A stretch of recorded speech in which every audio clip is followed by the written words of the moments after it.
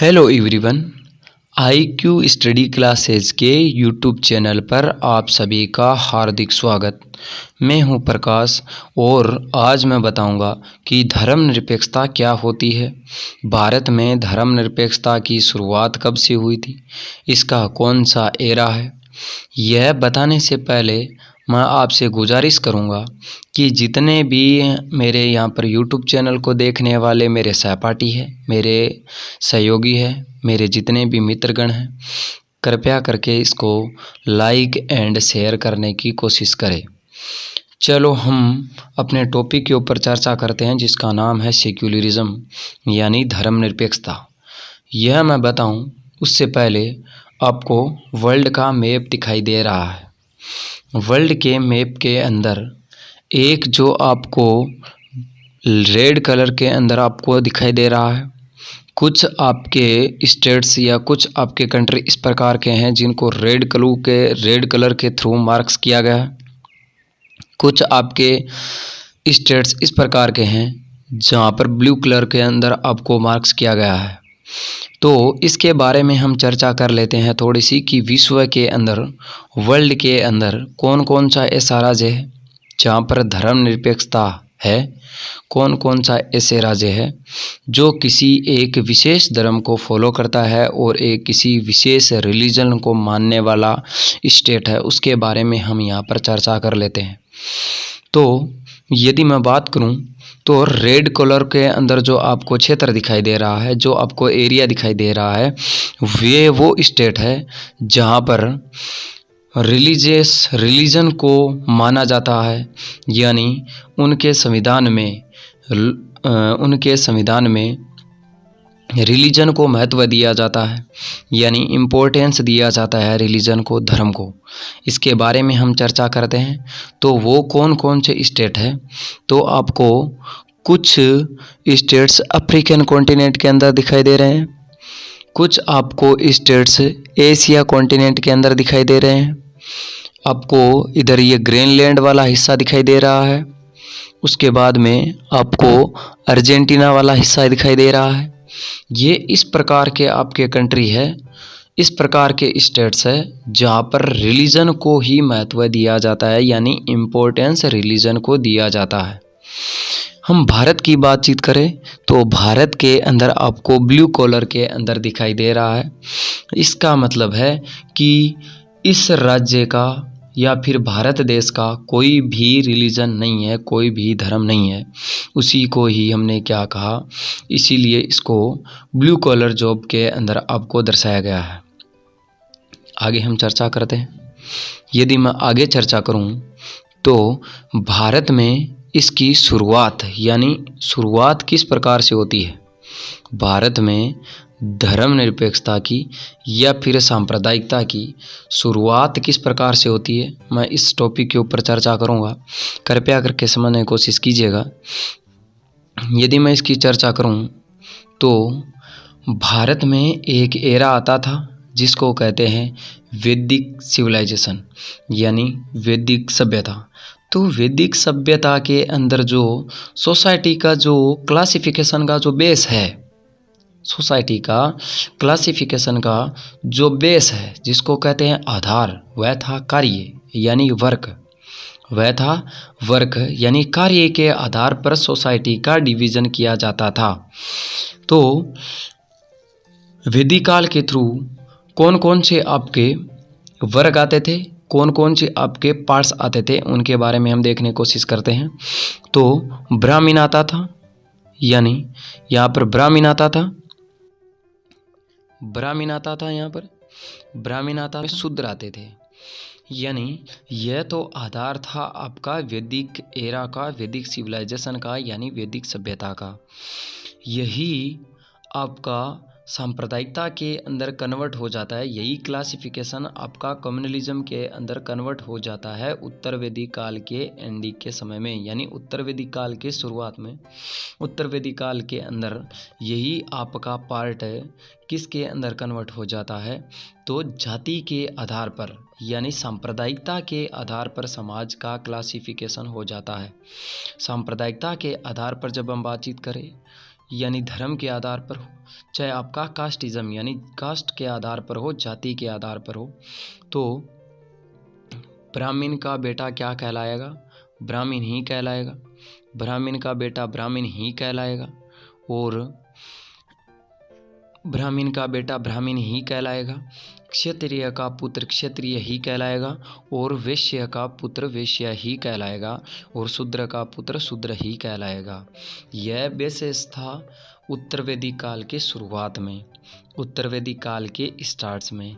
आगे यदि हम चर्चा करें तो क्या धर्मनिरपेक्षता का कोई शाब्दिक मीनिंग है जिसको हम बोल सकते हैं कि यह आपका सेक्युलरिज्म है? तो बिल्कुल धर्मनिरपेक्षता का भी एक मीनिंग है, शाब्दिक अर्थ है। आइए हम उसको देखने की कोशिश करते हैं। धर्मनिरपेक्षता क्या है? What is secularism?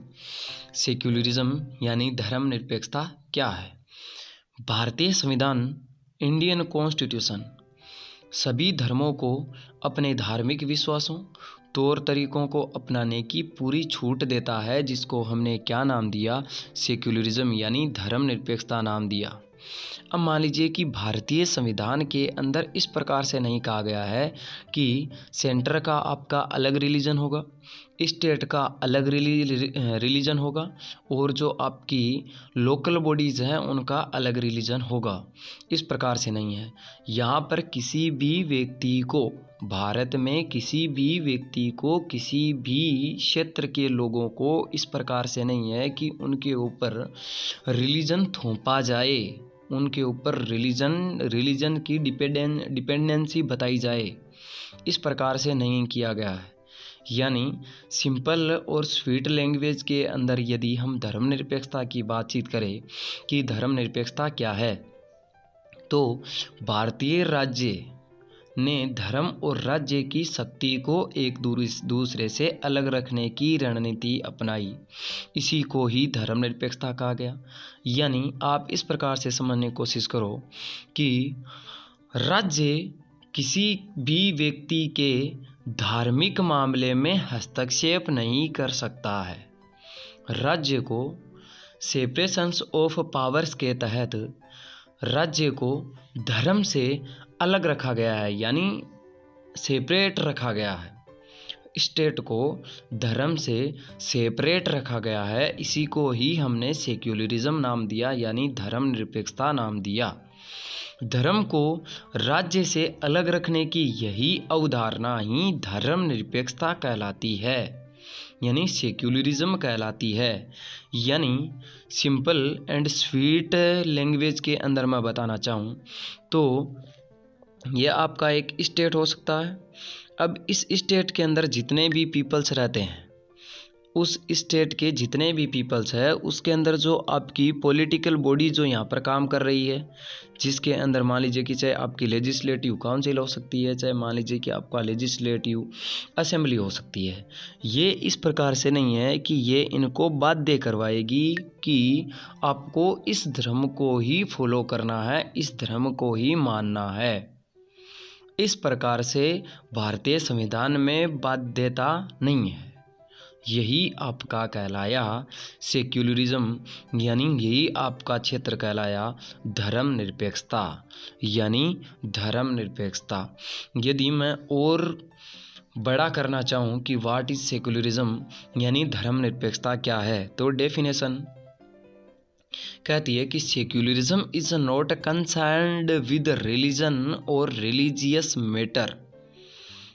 कि धर्मनिरपेक्षता का मतलब ये है कि राज्य या फिर मान लीजिए कि कोई भी धार्मिक मामला है उसके अंदर राज्य हस्तक्षेप नहीं करेगा। यही आपका सेक्युलरिज्म है।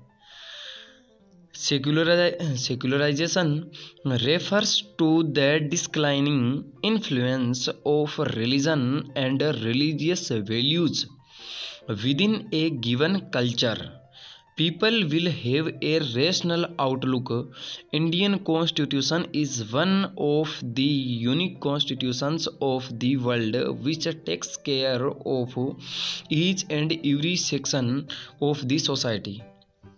यानी भारतीय संविधान एकमात्र विश्व का संविधान है जो प्रत्येक सोसाइटी के प्रत्येक वर्ग को ध्यान में रखकर उनको फुल फ्रीडम दी जाती है कि आप कौन से भी धर्म को अपना सकते हैं, कौन से भी धर्म में बिलीव कर सकते हैं, यह आपके ऊपर है। यहाँ पर इस प्रकार से नहीं है कि राज्य किसी भी खास स्टेट के रिलीजन को महत्व देगा या फिर राज्य किसी भी खास स्टेट के कल्चर को वैल्यूज देगा, इस प्रकार से बिल्कुल नहीं है।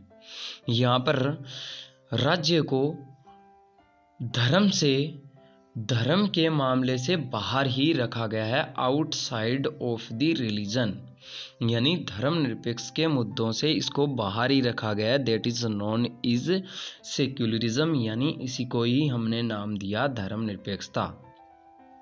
आइए आगे हम चर्चा करें कि इसको क्या भारतीय संविधान में, इंडियन कॉन्स्टिट्यूशन में धर्मनिरपेक्षता शब्द का उल्लेख मिलता है या फिर नहीं मिलता है। तो मेरा मानना यह है कि इंडियन कॉन्स्टिट्यूशन में, भारतीय संविधान में धर्मनिरपेक्षता का उल्लेख नहीं मिलता है। भारतीय संविधान में धर्मनिरपेक्षता का उल्लेख नहीं मिलता है, तो पंथ निरपेक्षता का उल्लेख मिलता है धर्मनिरपेक्षता वर्ड्स की बजाय, यानी सेक्युलर स्टेट का दर्जा दिया गया है, यानी पंथ निरपेक्ष स्टेट का दर्जा दिया गया है इंडिया को पंथ निरपेक्ष राष्ट्र का दर्जा दिया गया है। यदि मैं बातचीत करूं, क्या मूल संविधान में भारत के मूल संविधान में सेक्युलर स्टेट का इंडिया को दर्जा दिया गया था या फिर नहीं? बिल्कुल नहीं। मूल संविधान में इंडिया को सेक्युलर स्टेट का दर्जा नहीं दिया गया था। तो आपको इतना पता है कि जब हमें संविधान के अंदर कुछ भी ऐड करना है, चाहे कुछ भी हमें रिमूव करना है, यानी हटाना है, यानी कुछ भी चीज़ को हमें ऐड करना है, कोई भी चीज़ को हमें रिमूव करना है, तो उसके लिए हमें करना पड़ता है संविधान के अंदर संशोधन। क्या करना पड़ता है संविधान के अंदर?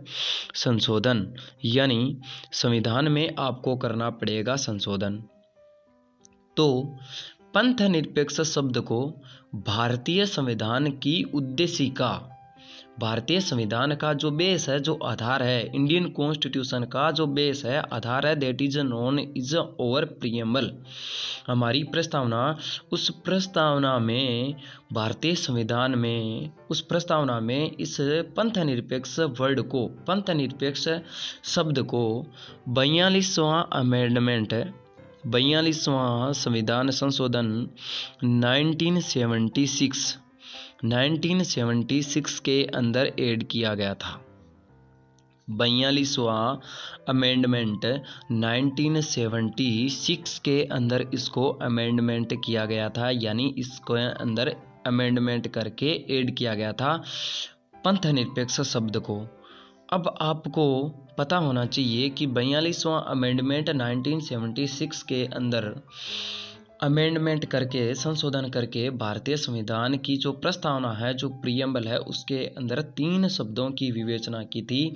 उन 3 शब्दों का नाम है पंथ निरपेक्ष,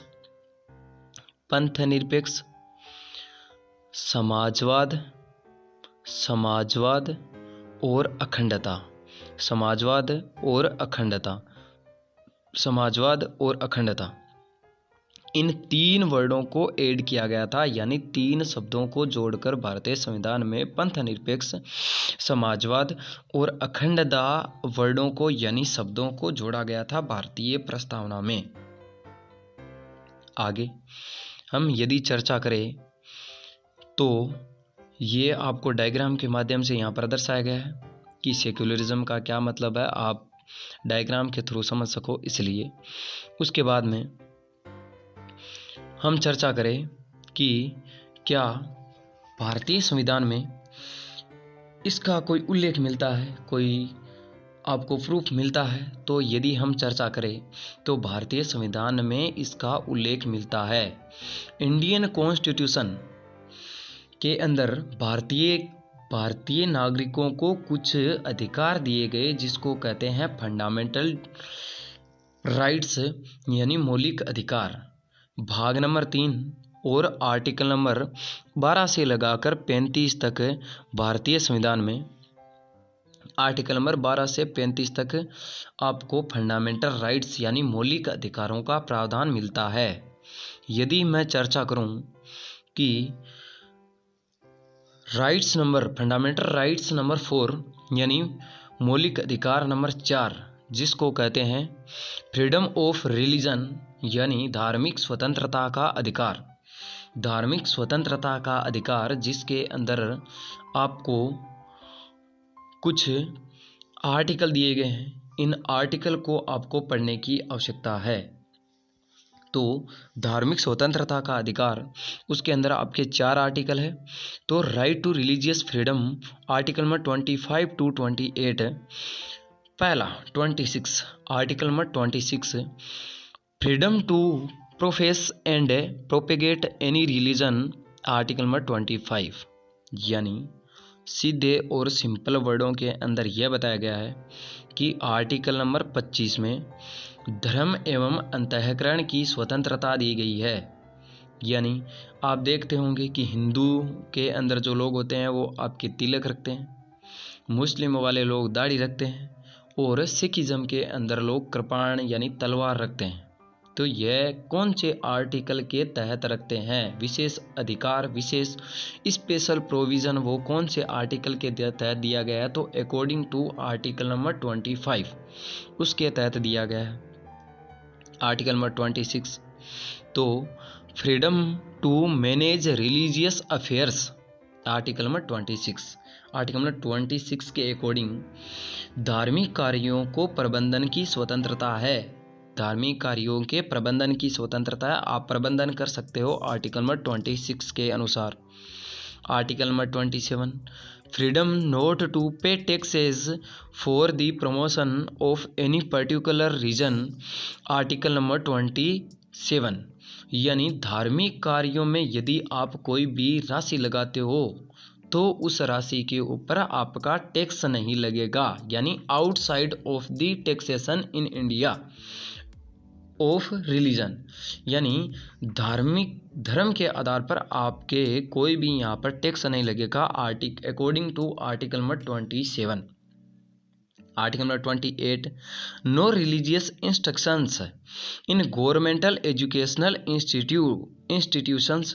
यानी आर्टिकल नंबर 28 उसका क्लोज 1 के अकॉर्डिंग धार्मिक कार्यों, कोई भी सरकारी संस्था धार्मिक कार्यों में या धार्मिक मुद्दों को या धार्मिक शिक्षा का अधिकार के ऊपर प्रतिबंध लगाया गया है कि यहाँ पर धार्मिक शिक्षा का अधिकार नहीं है, कि कोई भी गवर्नमेंटल इंस्टीट्यूट है वो धार्मिक शिक्षा नहीं दे सकता है, धर्म से रिलेटेड कोई भी एजुकेशन नहीं उपलब्ध करवाएगा यानी प्रोवाइड नहीं करवाएगा। आर्टिकल नंबर 28 उसका close 3 in private educational institutions religious education not against